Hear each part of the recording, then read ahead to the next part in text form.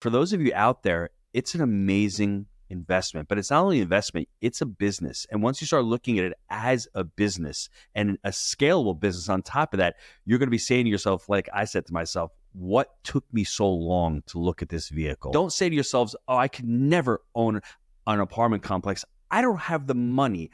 I don't have the resources. Well, that's what I thought. And when I learned all about seller financing, or I learned about syndications where you could raise money for deals, well, the game was completely changed. I love that concept because if I can just move the needle a little bit on the bottom line, I have an exponential effect on the valuation on the top end. And so I can build equity faster and I don't have to wait for the market to respond. I control my destiny. Welcome everybody to another Main Street Business Entrepreneur interview. This is an influencer in the space of multifamily. And I'm so excited to introduce Gino Barbero. I wanted to say that right. Gino, formerly known as the pizza guy, 15 years ago, he was all over New York making a difference in the restaurant industry and then became a self-made millionaire in the space of multifamily with his partner, Jake and Gino. That's their brand. And it's such an honor to have him here with us today. Over 1,800 units, bringing together a community, doing mentorship, multiple events a year, weekly coaching for their internal mentorees. And I'm just so excited to have you here. We need your advice. My community, really, a lot of them want to get into multifamily, and we're excited to talk with you. Mark, thanks for having me on. That sounds like a lot of crap. It sounds like I've done a lot of crap in these 50 plus years I've been on this planet, but I was the pizza guy, and the pizza guy was good until the pizza guy industry just fell apart for me. And I learned this multifamily thing. I learned this real estate thing. And for those of you out there, it's an amazing investment, but it's not only an investment, it's a business. And once you start looking at it as a business and a scalable business on top of that, you're going to be saying to yourself, like I said to myself, what took me so long to look at this vehicle? Well, yeah, we're going to unpack it and more. And the most important accomplishment of his is his family, his amazing wife and 6 kids living in Florida, going home every night, every weekend, doing all the family, soccer, music, games, movies, whatever it takes to raise kids nowadays. And thank you for sharing your precious time with us today. So thanks, Mark. Thanks for having me on. Cool. Okay. So, yeah, we probably should talk about the why first. I mean, let's just get it out there. Some of you may be thinking, oh, I've been single family home, duplexes, fourplexes, a little commercial, maybe a little industrial. Well, this is a whole other world. Multifamily is more than 4 units. It can be a lot of units. And it's a kind of sometimes a hard space to define in that way. Tell us what you mean by multifamily and why it's different from a single family home or a duplex. Just kind of or even an Airbnb. Like, what's different about that space? Well, when I started out early on, I couldn't flip homes. I couldn't have single family because I had a job. I had a restaurant. So I'm like, why do I want to flip homes and why do I want to have 3 or 4 little houses all over the place when I already have a job? So I went straight into multifamily. I couldn't do it otherwise. Where most of us think I need to start out with 1 or 2 homes and then I can graduate to multifamily. It really is, to me, behavior. So if you can believe you can do something, then that's what you're going to do. It's behaviors are belief driven. So for me, multifamily, the defining difference is its scalability. Jake and I bought our first property back in 2013. We bought a 25 unit property. Jake was driving around in his car. He was a pharmaceutical sales rep. I had the restaurant. We could manage 25 units rather fairly easily because they were all in one location. Could you imagine the brain damage of having 25 single-family homes scattered all over the place? It would be nearly impossible to start that way. We started with 25 units in one location. I think the scalability and the ability to look at it as a business generating revenue is the defining difference and the huge benefit over a lot of the other asset classes, whether it's single-family homes, you're fixing and flipping. That's, to me, is the defining difference. I love it. And that is a dichotomy, or what would some might say, the perplexity of, well, I've got a single family home. It's got to be easier than 25 units. But back when I was in my 20s, I had a friend that his dad was a developer, and he was such a huge mentor to me, or, I was like, looked up to him. And I remember sitting in their house, this is 30 years ago, sitting in his house, and he said, Mark, it takes just as much time to manage a big deal as it does a little deal. And I never forgot about that.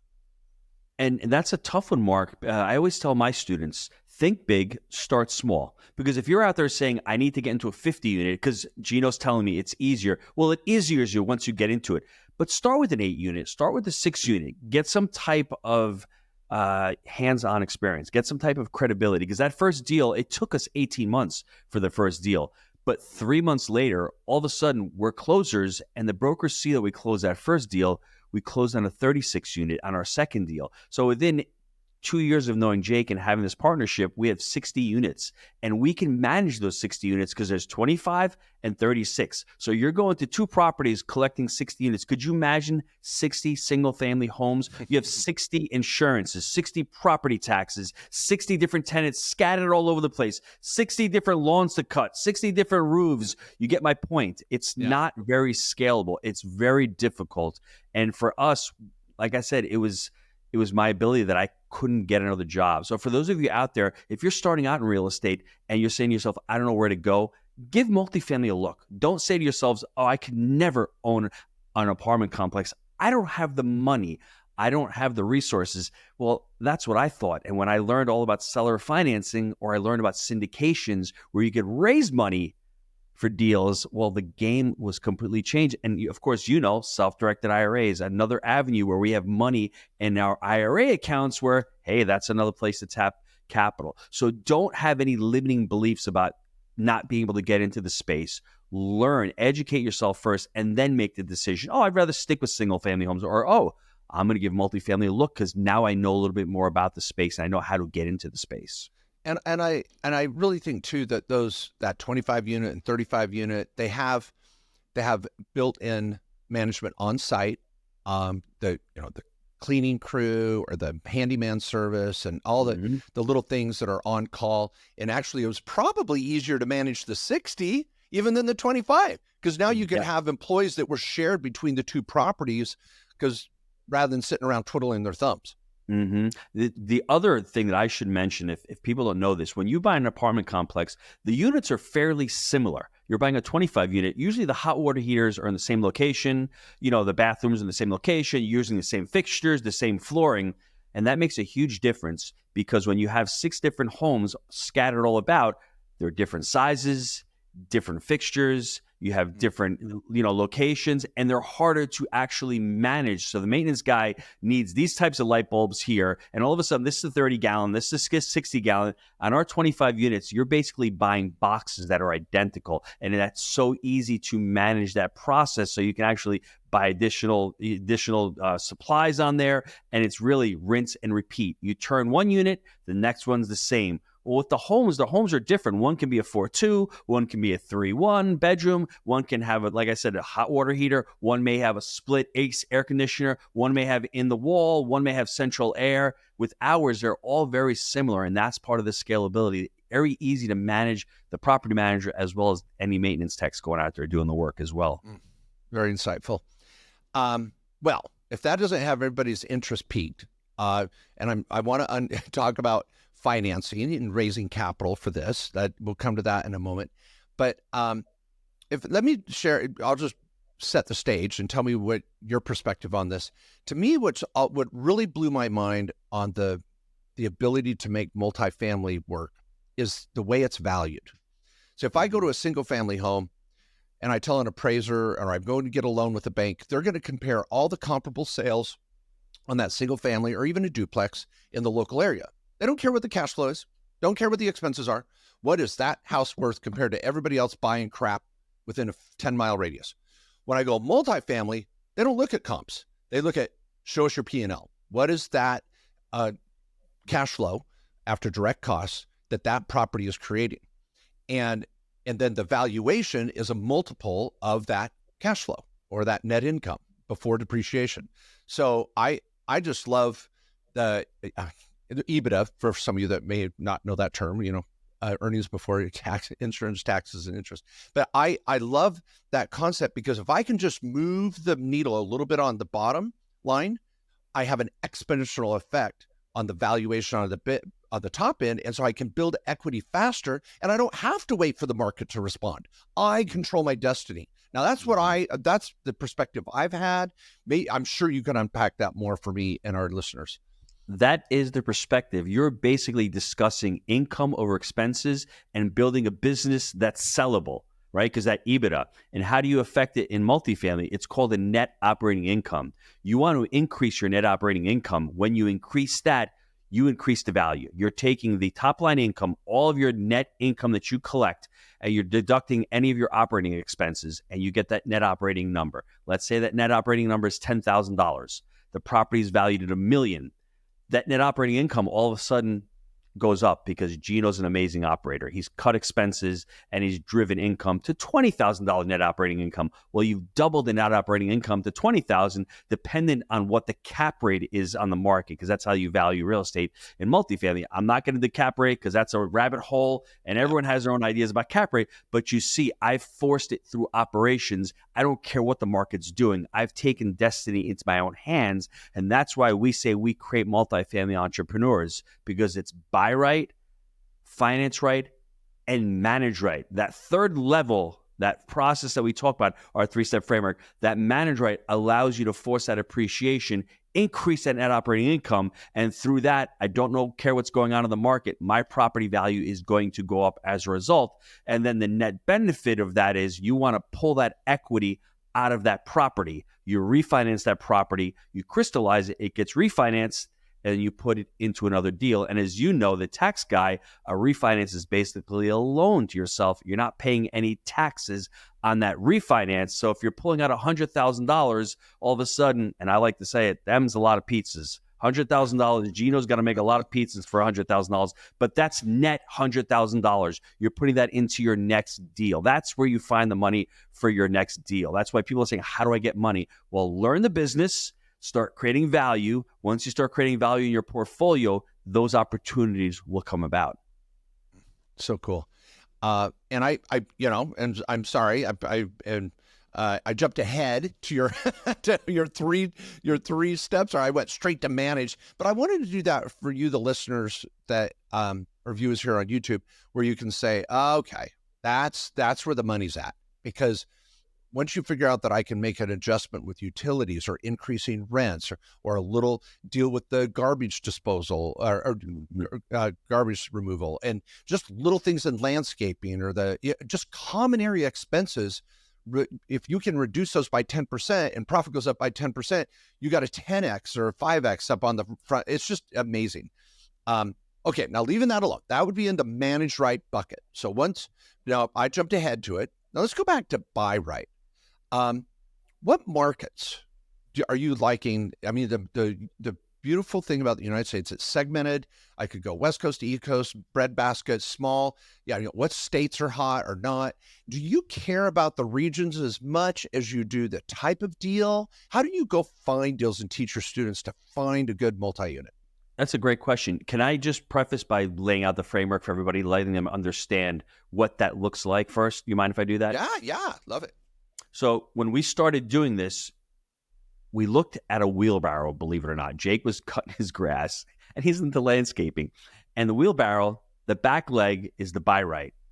The other back leg is the finance right. They're both fixed. Once they're done, those legs are fixed. The manage of the wheelbarrow is the wheel, because it's always in constant motion. Now, if one of those three is a little faulty or a little wobbly, what happens to the wheelbarrow? It gets tipped over. That's why you have to focus on all three pillars. And Mark, I would even challenge to say that if you're buying a single family home or if you're buying a business, those three pillars are so important to any business, because you need to buy the business properly. You need to finance it properly if you're using SBA or hard money or whatever it looks like. But you also need to manage the business. So if you're looking at any investment from that perspective, I think you'll be able to create success. Now, specifically to your question, let's break it down into those three different pillars. The buy right. The buy right is important because most people, when they come aboard, they ask that question, well, where can I find deals? Well, time out. We need to create a buy right criteria. What are you looking for? There are some people who have a ton of money, but no experience. So they're going to be looking at a different bucket. They may partner with somebody else. Some people have a lot of sweat equity, but don't have any capital, they may have another different buy right criteria. If you're starting out in multifamily, the very first thing that I would do is assess my goals. What do I want to do with this investment vehicle? Do I want to leave my job in the next 3 to 5 years? Do I want to use it as a retirement? Do I want to buy properties that are going to just appreciate in value but have very little cash flow? Or do I want to buy properties that cash flow and then appreciate and not have that much of appreciation? So when you have that clear in your mind, the first thing you need to do as an investor is select a market. And you had mentioned a few markets. We like the Southeast for various reasons. Landlord laws are much better in the Southeast because you're basically renting time. You need to get residents out when not paying. The eviction laws are more fortuitous for landlords down south. In Tennessee, it's a 30-day eviction, 5 days late, 10-day notice, 15 days. By day 30, you can get them out. So that's really beneficial. Whereas in Massachusetts, you can be waiting 9 months to get a resident out. So that's why we choose the Southeast. That's one reason. The second reason is population and job growth. I mean, if there's no demand for your product and people are leaving the market, your supply is going to grow and your rents are not going to be able to go. They're going to go down. So we like the Southeast because there's a lot of jobs that are migrating to the Southeast. This is not the Southeast of 20 years ago. There's a much larger educated workforce and I think more jobs are going down there. There's a lot of tech, whether you're in Austin, whether you're in Raleigh, whether you're in Miami, all of these tech centers and these people are coming down and moving down. The migratory patterns are there. The baby boomers are leaving the Northeast because it's too cold and it's too expensive. And where are they going? So focus on markets in the Southeast and even the Midwest. Believe it or not, markets like Kansas City, great area, great market, Kansas City. People like Phoenix. Don't know why people like Phoenix other than they're leaving California and going to a place where they want to where it's 120 degrees. But when you're looking at a market, the first thing is select the market that you can invest in. And then from there, start creating a buy right criteria. That's what we had talked about as far as what your investment goals are and then what kind of deals you're looking for. That we can get into a little bit more if you want to, but that's how you're starting out with your goals, what you're trying to accomplish, and then choosing a market that has that growth, that's not stagnant. Those markets like in the Midwest that are really dying, those are markets that are really challenging to invest in because you may have supply there, but there's no demand for your asset. And when we do go into a recession, those companies shut down, those jobs get lost. Who's renting those apartments? Yeah. I really like how you brought up the markets after you pointed out understanding the why and and what do you want? Not the where. Don't worry about where yet. Why are you doing this and what do you want? Some people are willing to be hands-off without any material participation. They don't care about the depreciation write-off. They want to build cash flow or equity. Other people like that sweat equity crowd or someone that is going to buy local, they can get more involved, which unlocks the tax deductions. Because let's not kid ourselves, people. You're not going to get the tax flow through losses and all the write-offs, even if you are a real estate professional, unless you meet that material participation. So these hands-off folks, I want a turnkey multi-unit. That's cool. But just know what you're getting with it. And a lot of times it's going to outperform the Wall Street for sure. But you can't have your cake and eat it too if you're not willing to get dirty. Do you see a lot of your students wanting to go in their local area so that they can get involved?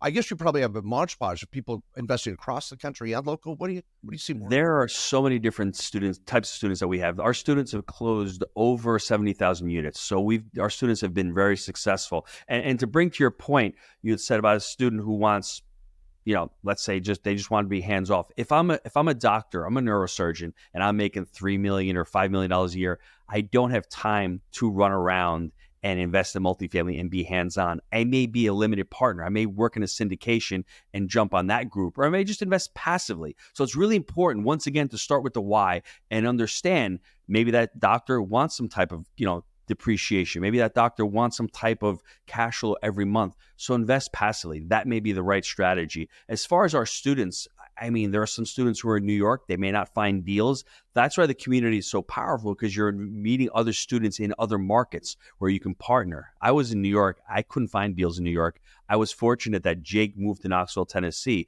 So my first couple of deals with Jake, he's in Knoxville. I'm in New York. I'm really outside the market. I'm taking a crap shot on Jake. I don't know how good of a partner Jake is, I'm like, I hope he's good, right? And he Right. turned out to be wonderful. So, I mean, I was always out of my market per se. But Mhm. once again, it's one of those things. Do you want to do this full time? Do you want to start your own property management company, or do you want to have third party? These are all questions that you really need to ask yourself. And how hard do you want to do it as a full time endeavor 3 to 5 years down the road? Or do you say to yourself, you know what, I just want to buy one deal a year maybe. And, after that one deal a year, after 3 or 4 years, I've got 3 or 4 assets. Let me reevaluate then, and let me see if I can do this full time at that point. Yeah. Oh, love it. Now, all right. Now let's, in our banana split here, let's go right to the middle. We've got our buy right. We're going to manage it properly, make sure we're steering that wheelbarrow, navigating through the P&L and the EBITDA and trying to create more bottom line and ultimate valuation and cash flow. Finance right. You said something earlier. You did seller financing out of the gate. That was interesting. Going down big banks, trying to get financing for a multi-unit, I would imagine as being a big challenge. What finance method do you like the most? When we bought our first deal back in 2013, I think market conditions were very similar to what we have right now. It was challenging. GDP was terrible. Interest rates were a little bit higher.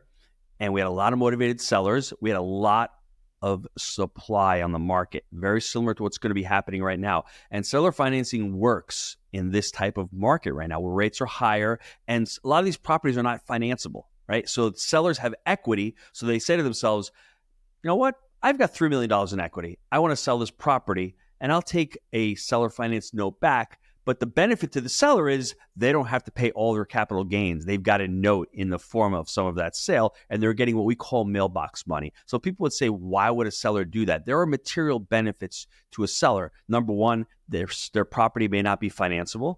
Number two, they may be able to defer some of those capital gains. And number three, they've got mailbox money.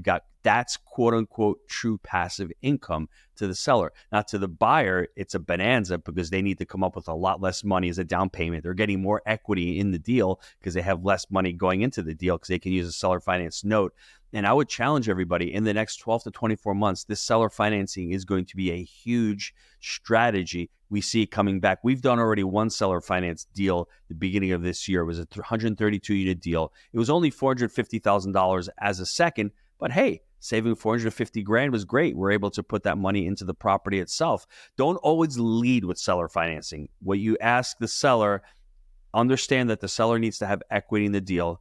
Understand that the seller probably has to have owned this property for several years, and understand that the seller has to have a problem. If there's no problem, then seller financing doesn't work. But as it was back in 2013 and as it is now, we're going to be seeing more problems arising inside the market.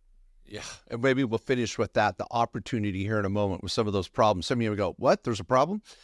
And commercial and multifamily, there's a problem out there. Yes. But on this financing, so what you're implying is that you still are going to have a first position bank type loan. You're going to need to come down with 20% ready to go.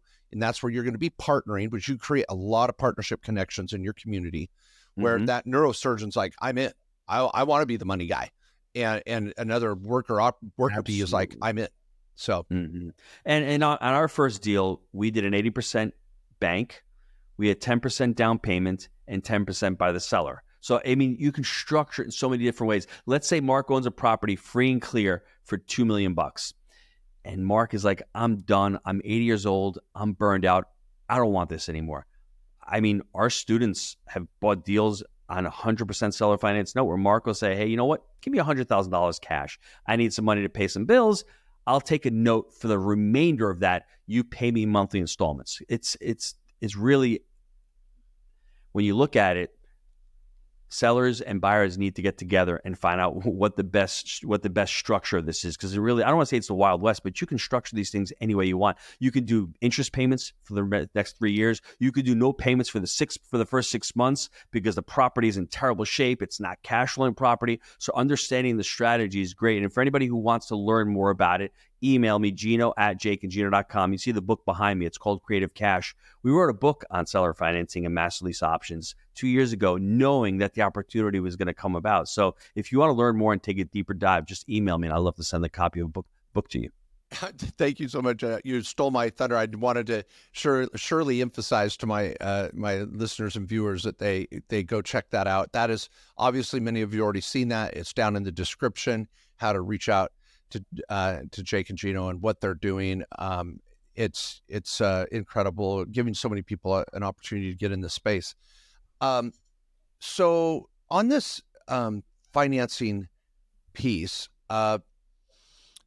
I'm interested to ask from your experience, where do the big hedge funds and the big syndications come in? Are they trying to poach these smaller 8, 16, 24 unit deals? Are they everywhere? Do you see that? Is it hard to find deals when they're out there knocking on doors too? It seems like it's very competitive. Everybody's got a fund now. I got a fund. I'm going multifamily, and you're trying to get out there and build a relationship with this 80-year-old Mark guy, and they're pounding down his door. Syndicators throwing money at him. I don't got a fund.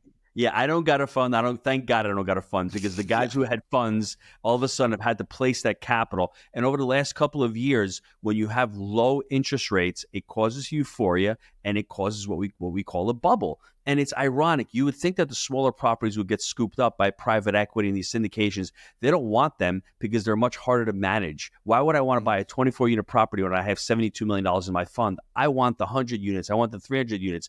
I want the trophy assets. So Jake and Gino did the opposite over the last 2 years. We were buying smaller deals because the bigger deals made no sense. They were so overpriced because there's so much capital at such a low cost of capital that they were taking on a lot of risk. So for us, we did the opposite. We bought smaller deals over the last 2 to 3 years. And in the beginning of this year, well, now these bigger deals have popped up because the capital is drying up. Because what's going on right now, Mark, is there's something called capital calls that are going on in the market right now, where these big syndicators and these big hedge funds are not able to have distributions. They're coming up light. All of a sudden, their financing's gotten more expensive because their interest rates have gone up and they need to call capital. So, Mark, you're in my deal. Give me some of your money, Mark, because I can't do it. If not, I'm going to buy you out and I'm going to give you 80 cents on the dollar. So what ends up happening is Mark is going to give money back to the syndicator as a capital call. Now, the next deal that this syndicator has, Mark's not going to put money in that guy's deal. So this is where the opportunities are, because there's a lot of capital calls going on, a lot of uncertainty, and a lot of investors want to hold on to their money because they're not getting paid on the deals that they have, because these syndicators overpaid over the last 2 or 3 years. So there is the opportunity that's going to happen in the marketplace, I think, in the next 2 years. No, I think you're right on. And I would venture to say it's not just syndicators struggling. Anybody that went out and bought a commercial building or a multifamily, the banking strategy for these big multi-units and commercial buildings over the last 15 years has been what's called bridge financing, where there's an adjustable rate. You get a good rate up front, but the bank says, but we're going to come back and talk in 8 years or 10 years or 5 years. and 3 years. And we're going to reevaluate it. And when you're buying this big commercial building, you're like, that's fine. Interest rates haven't moved in 10 years. That's cool. We'll talk. And they sign the dotted line. Now, this year, those adjustable rate mortgages, which we saw happen in the residential arena in 2007 and 8, now we're dealing with it here in 2023, 24 on the commercial and multifamily. And it's breaking the backs of some of these big projects. And we're seeing deals. And you see in other areas of commercial office space. So the debt markets are having problems because it's not so much the multifamily, but it's office space that is just going to get crushed. So when you have that on your balance sheet as a bank, you're saying to yourself, well, I'm in trouble. I'm going to lose that. And you have multifamily here. The problem that a lot of these operators did is they were euphoric. They said, hey, interest rates aren't going to go up. We're going to get a bridge loan for 3 years. We're going to have this property project done in 3 years. It's not going to take us 36 months to turn a 100-unit property. Well, no one factored in COVID. No one factored in supply chain. No one factored in labor shortages. And all of a sudden, a project that took 36 months, they're not even, it's going to take you 4 years. So you're going past that. So the bridge loan is really, think about it. It's a bridge to get from A to B. They're 3 years. We don't use bridge debt. The only kind of quote unquote bridge that we'll use credit unions, which typically give a 5-year term. 5 years is more than enough time to stabilize a property and to be able to at least refinance it or to be able to sell it. And community banks. 5 years, minimum. We don't like the bridge because when you are up against a timeline, so many different things can happen. And 3 years really is a short. COVID was over 3 years. It's going to be 4 years that COVID happened. So 3 years can go in an instant. And a lot of these people who have done on bridge debt, they're the ones who are in trouble right now. Which summarizes the middle aspect of your training, and that's finance right. So I'm going to repeat them: buy right, finance right, manage right. The keys to success with Jake and Gino. Wow, I love it. Boom. Love it. Well, so good. Well, again, tell everybody where they can get more information about you and what you're doing, and help someone start dipping their toe into this space and learn. Just go to jakeandgino.com. You'll see the podcast there. You'll see the blog articles. We've got books on there. And have an open mind. Don't say, I'm that guy who's going to be in single family, or I'm that woman who's going to be in single family. I can't buy apartments. If a pizza guy and a drug rep can buy apartments, anybody can buy apartments. I love it. That's true. The American dream, alive and well. Oh, I love it. Gino, thanks for being with me today, and thanks for inspiring so many real estate investors at all different levels and walks of life and around the country. We wish you the best, and you just keep killing it. We appreciate you. Thanks, Mark. I'll see you soon, brother. Thank you. Thank you.